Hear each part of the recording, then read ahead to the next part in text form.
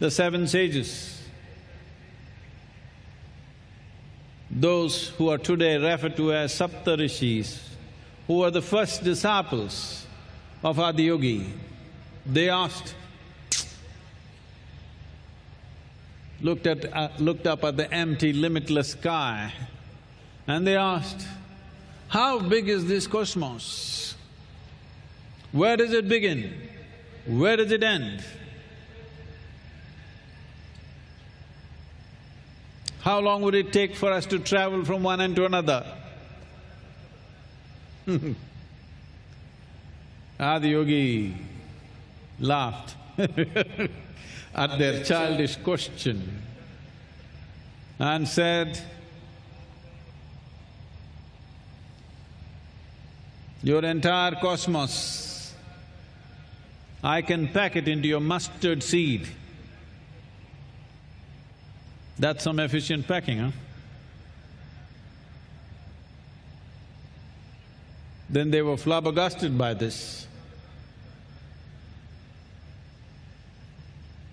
How could somebody pack what is seemingly a limitless cosmos into a mustard seed?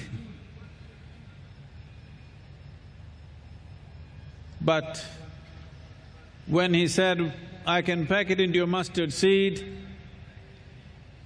now they don't know whether this cosmos is big or small, so they pursued the same question in another vein. So they asked, if we have to master this universe, what do we have to do? What does it take for us? Same question, another way. By now he was bored with their questions. He simply said, 5. If you master these 5 elements, earth, water, fire, air and space or Akash, just 5. If you master these 5 elements, you have mastered the whole cosmic space, that which is created and that which is yet to be created.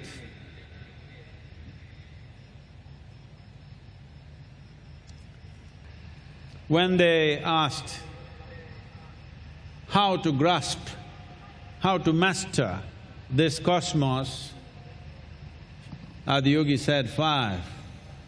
Mahashivaya. Na means earth, Ma is water, Shi is fire. I think a lot of you know this, Shi is fire. Va is air, Ya is space. Namah Shivaya. He told them just 5 things. Just 5 things. Look at the mischief. Just with 5 things, how much has happened in creation? So, this is not through the straitjacket of logic. This is an order, this is a dimension, like a forest, not like a manicured garden. For one who looks at things superficially, a well-kept garden looks like order. Forest looks like chaos. But tell me, look at this little more profoundly. The forest has a perfect order. It has a perfect system of its own. Otherwise, it would not have lasted for 1,000,000 years or more. A garden, however well-designed garden it is, if you do not tend to it for a month, probably it's gone.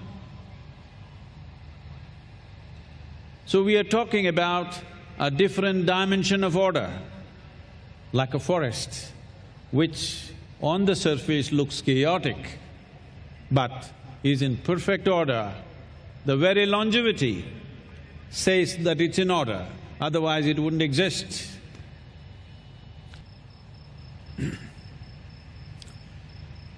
Adi Yogi when he referred to Mahashivaya, he's talking about mantra.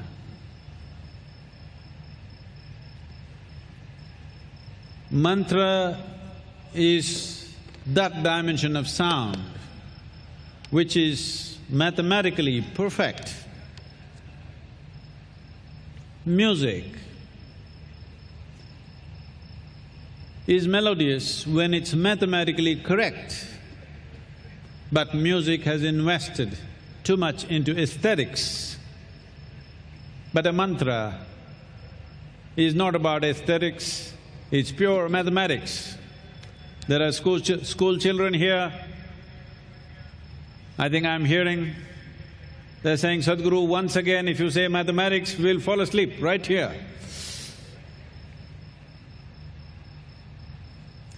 Well, I'm not talking about that kind of mathematics, not about 2 plus 2, A plus B equals C, not that kind of mathematics. I'm talking about a mathematics that doesn't have equations of simple logic. I'm talking about mathematics which has brought order to this seemingly chaotic cosmos. So Adiyogi chooses to offer this in different ways to different people. Well, he was different things to different people, always. You have definitely, even in the calendar images, seen Adiyogi as a yogi, of course. But he is a hunter for the hunters, a farmer for the farmers, and of course a dancer. This is the only culture where our gods dance. I cannot come to terms with a god who cannot dance, huh? So he offers the same possibility in 3 different ways to the 7 sages, the Saptarishis.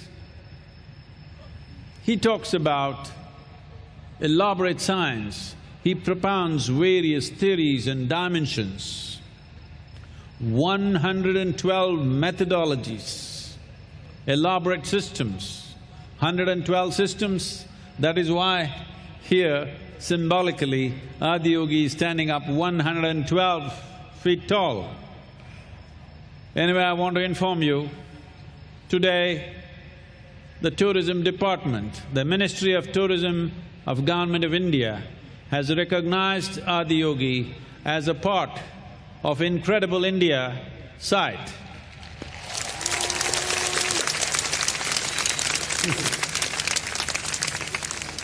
Incredible, isn't he?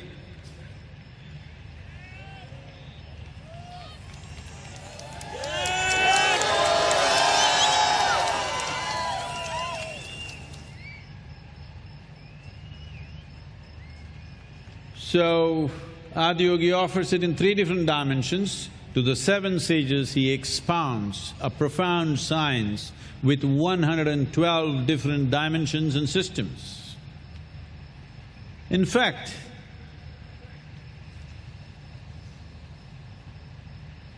the 7 sages actually ask Adiyogi, do we need so many systems?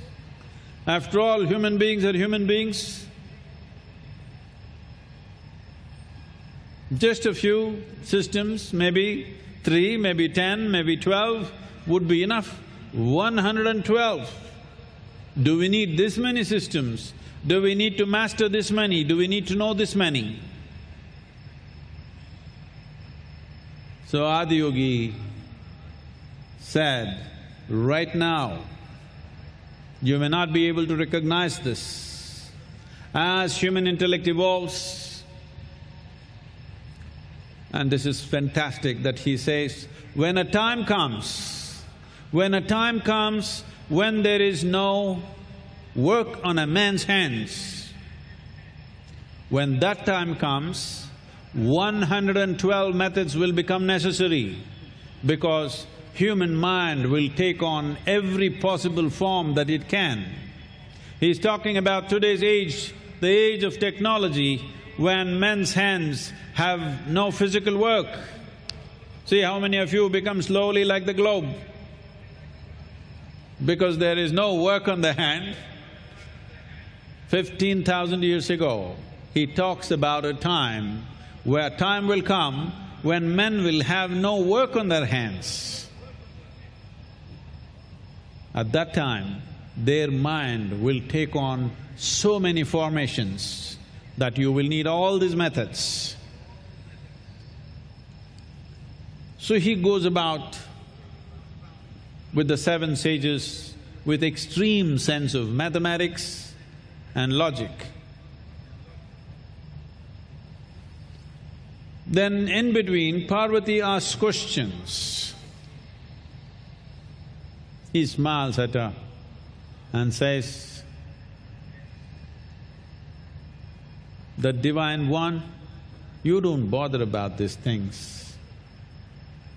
She feels insulted, so she thinks he is trying to avoid her because she doesn't have the necessary intellect like the seven sages. So she says, "No, there must be more. There must be more ways than 112. So look at this, the men are looking at, why 112? Can't we make it simpler? But the women like variety. She says, why only 112? Why can't there be more? And Adiyogi says, no, there aren't any more, there are only 112, just leave it. She feels insulted. In front of these people, you kind of brushing me aside. So she says, I will go and find more ways than 112. Adiyogi says, do what you want. She goes away for a long period of time into severe austerity. But Adiyogi continues with the seven people, and after a long period, she comes back. And she comes and sits one step below him. The teaching is still going on because this is a scientific exposition, it goes on and on. But she comes and sits one step below. She's his wife, she can come and sit here. But she sits one step below just to indicate she wants only him to know, she does not want others to know. A beautiful imagery of that on the screen. She does not want these seven guys to know that she has failed, but she wants him to know. So she sits one step below. And this exposition goes on. Then in between, Parvati asks one more question. Shiva looks at her with a deep sense of intimacy and says, sweet one, you don't bother about that, come sit here. So she again resists. She thinks that he's trying to treat her in a patriarchal way. Oh, just sit on my lap, don't worry about all that. Man's trick. He shakes his head, that's not it, come and sit here. When she comes and sits here, he just pulls her in and she fills one half of him. That's how he became an Ardhanari. He just included her. In that inclusion, she knew everything that he knows. But the seven sages were still learning, but she realized everything out of simple inclusion. He just made her one half of himself. The seven sages are getting a scientific exposition, she just gets included in a moment and she realizes all his buddies, the ganas, they are distorted, demented beings. They don't have human form. So human beings around thought these are some crazy creatures. So they looked at this, these guys seem to be learning something, Parvati seems to be in ecstasy. They said, what about us? He said, you don't bother about this. So he said, just drink me, that's all. You guys don't bother about enlightenment, knowledge, self-realization, nonsense. This is not for you. You just drink off me, everything will be fine. So they just got drunk on him. When the Saptarishis asked, what is enlightenment, where is it? He gave them an elaborate path. He created a distance which they had to walk. When Parvati asked, what is enlightenment? He said, it's right here, there's no distance to walk, there is no pathway, it's just inclusion, right here. When the ganas asked, we want to know enlightenment, he laughed and said, there is no such thing as enlightenment. Forever, this has been a land of debate, of questions, never of commandments, especially when entities considered divine appeared, people saw it as a possibility to raise questions, to bring clarity, not to settle for a confidence that is bred out of belief. This is not about getting to a falsehood of certainty that one assumes with belief. This is about celebrating our uncertainty. This is about working for clarity, not for blind confidence. Our past is animal nature. If we become conscious enough to stay in the present, we become human. Very easily we can slip back into animal nature. Those of you just falling asleep, I'm reminding you, you just slipping back. That whether your eyes are open or closed is no more a conscious process. It just happens by itself. No. It's important that we remember that we have evolved out of animal nature. This is the time to enjoy our human nature, and this is only possible if we are conscious and in the present. If we want to be in the present, we have to be conscious. But the future is beckoning. Divine nature is beckoning us in future. This means the possibility of evolving beyond the dimensions or definitions of what we consider as human is right here for every one of us. The question is only, will we step forward or will we step backwards? Will we move into our divine possibility or will we step back into our animal past? This is a constant challenge, this is a constant possibility that human beings are struggling with. This is a night of wakefulness. Jagaran means not just wakefulness, means a night of awakening.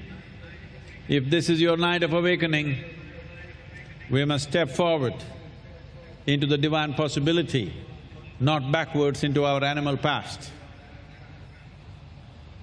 This is not all about an intense being, stillness, dancing, science, mathematics. He is also bhole. So are his disciples or his devotees. There are many beautiful stories about how his devotees transcended everything out of absolute innocence and simplicity. In Tamil Nadu,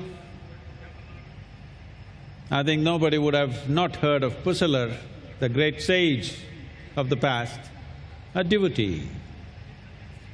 Pusalar was a very poor man living in a small hut in the outskirts of the town. The king, the great king, built a very elaborate temple which took him many years and much money. He had completed the temple and the next day was inauguration of this great temple that he had built. That night, Shiva appeared in his dream and said, "I know you have built a wonderful temple for me, but I will not be able to come for the inauguration of your temple because I am going to Pusalar's temple. Pusalar also has built another temple, I need to go there, I won't be able to come to your temple." The king was aghast, he sat up in his sleep, shocked. Early morning he started off wanting to look for this Pusalar, where is he? Who is this man who's built a better temple than me? I am the king here. So he went looking and then he went into the poorest segment of the city and then found a small dilapidated hut and he called out, "Who is Pusalar here?" A very skinny, barely clothed man came out terrified. "I am Pusalar, why, what's wrong? Oh my king, why have you come to my house?" Then the king said, "I have built a great temple, you know that, but Shiva appeared in my dream and said, he is coming to your temple, not to my temple. Where is your temple? Where have you built?" Pusalar was a bit embarrassed. He said, "Oh my king, where will a poor man like me build a temple? I just built a temple in my heart. It took many years, brick by brick, stone by stone, slowly I built this temple. It took me a long time, but my temple is just complete. And Shiva said he will come to my temple tomorrow." So this year everybody's been asking me, "Sadhguru, last time our Prime Minister came for Mahashivaratri, this time who is coming?" I told them, "Adi Yogi is coming." I invited him and he's accepted the invitation.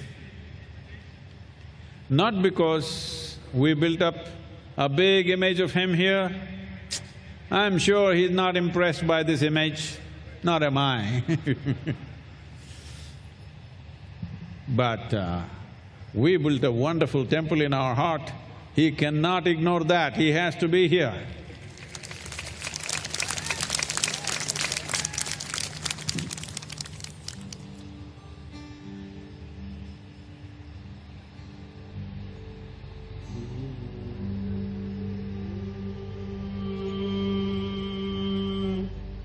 On a certain day, a Gnana Yogi means one who employs his intellect as the basic tool of knowing. he came to Adiyogi and said, I very much appreciate the many things that you have expounded.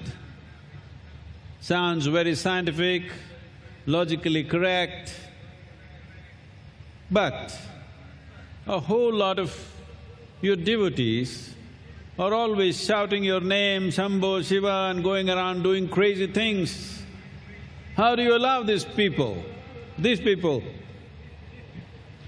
crazy people who will simply shout Shiva, Shambho and jump around?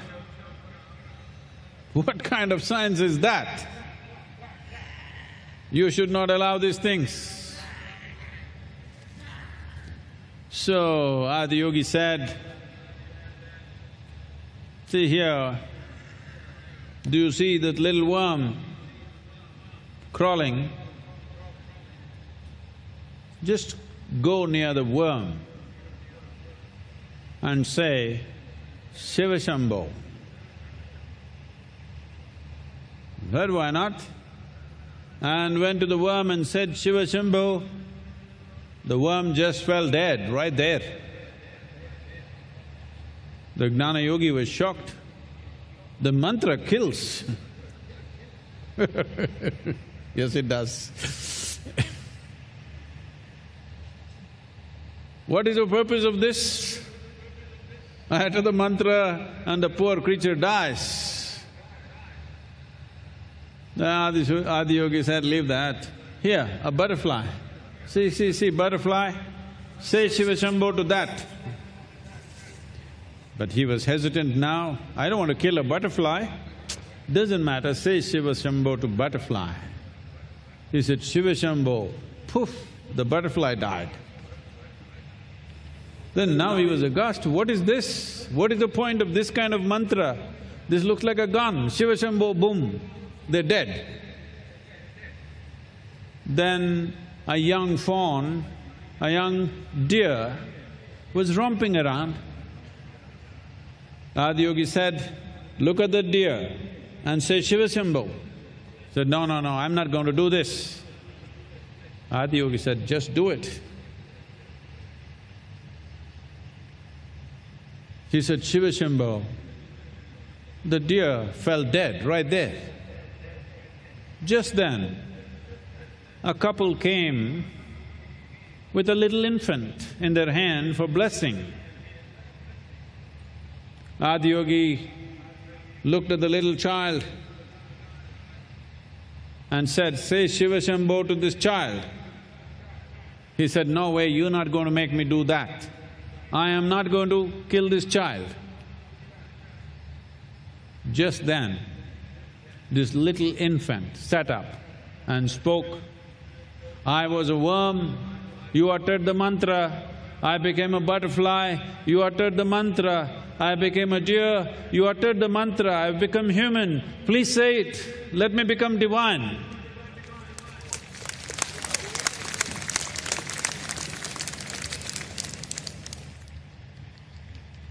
The foundation, the key for everything that I am and everything that happens in the name of Isha is just this one sound, this one mantra.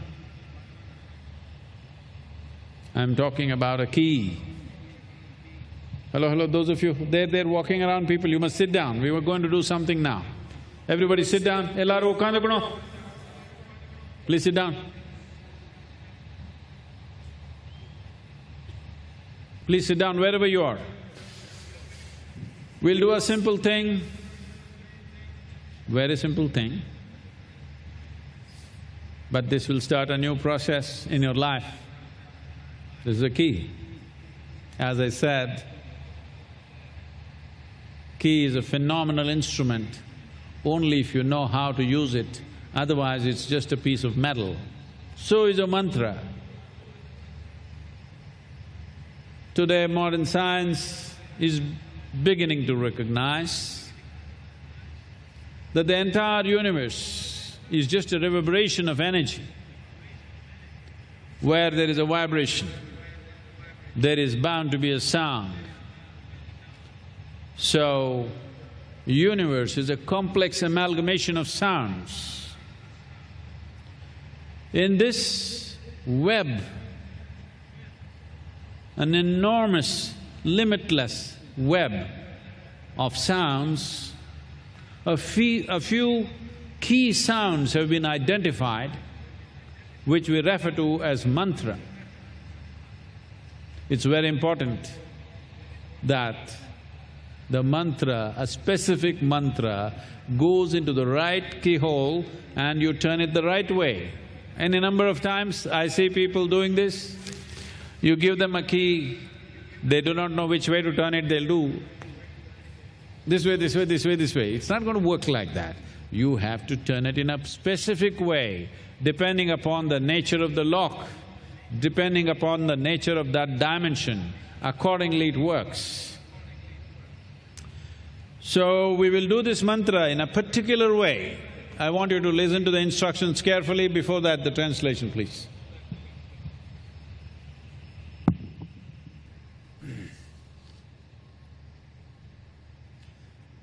உட்கார்ந்திருக்கிறவங்க உங்க இடத்து உள்ளங்காய் மேல் முக்கமா இப்படி வச்சிடலாம். अपने बाएं हाथ को हथेली को ऊपर की ओर करके रखें. आप में से जो लोग बैठे हुए हैं, without any tension, just loose. You must imagine that your hand or your arm is like a rope. Take your right hand, use any finger, you can just block your right nostril. Don't do it yet, just listen to me. You block your right nostril and inhale fully,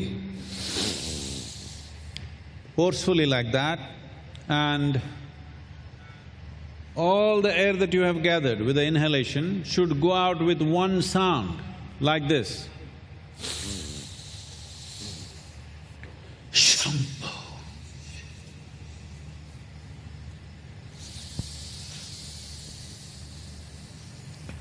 Shambho.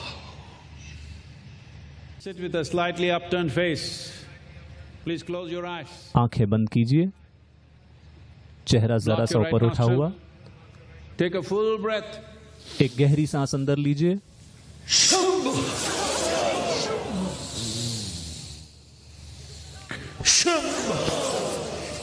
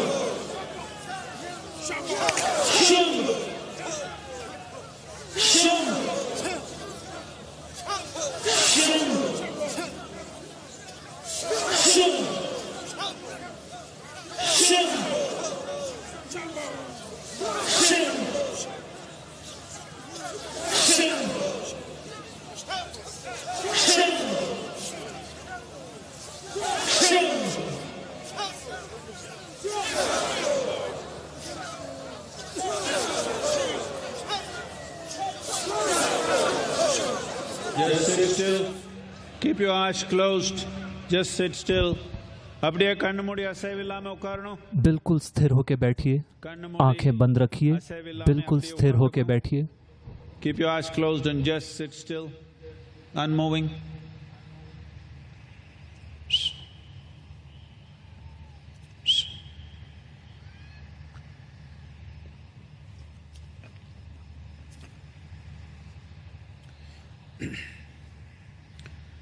Shiva Shambho Shambho Shiva Shambho Shambho Shiva Shambho Shambho Shiva Shambho Shiva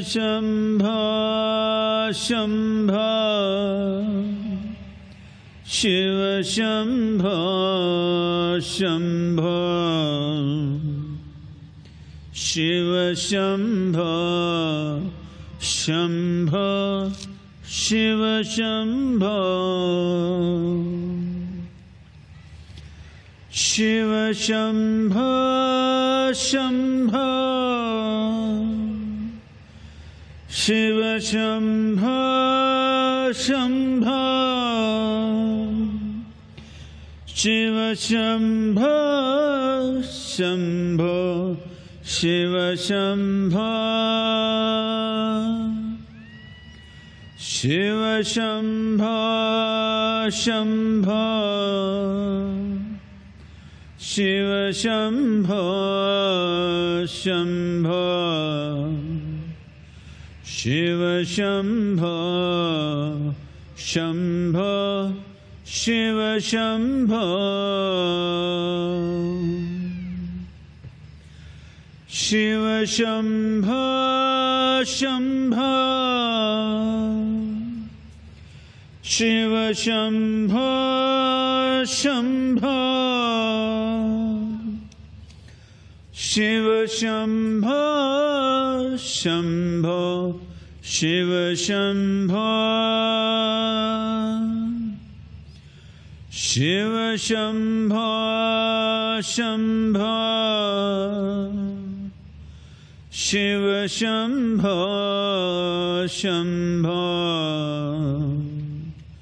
Shambho Shiva Shambho Shambho Shiva Shambho Shiva Shambho Shambho Shiva Shambho Shambho Shiva Shambho Shambho Shiva Shambho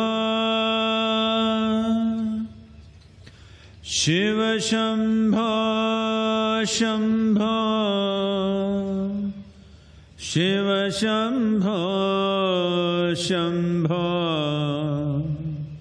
Shiva Shambho Shambho Shiva Shambho Shiva Shambho Shambho Shiva Shambho Shambho Shiva Shambho Shambho Shiva Shambho Shiva Shambho Shambho Shiva Shambho Shambho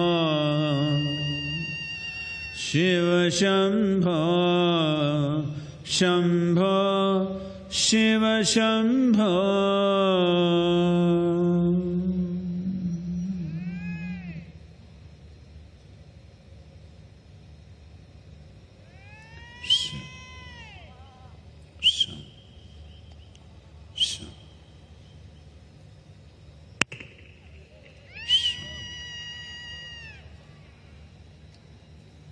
Slowly, very slowly, please open your eyes. எல்லாருமே மெதுவா கண் திறக்கலாம். धीरे धीरे, बहुत धीरे धीरे अपनी आंखें खोलिए.